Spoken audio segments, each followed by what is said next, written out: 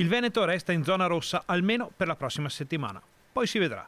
I dati vengono confermati anche dal presidente Luca Zaia. Il nostro area conti, secondo le proiezioni, è all'1,25.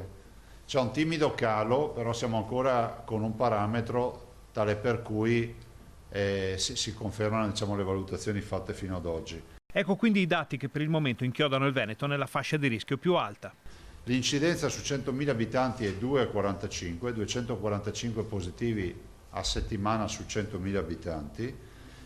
Le terapie intensive oggi hanno un coefficiente di riempimento del 19% contro, diciamo, uno sbarramento, diciamo, un benchmark del 30%, e l'area non critica oggi ha un coefficiente di riempimento, quindi la parte medica, del 21% contro, diciamo, lo sbarramento stabilito dall'Istituto Superiore della Sanità del 40%.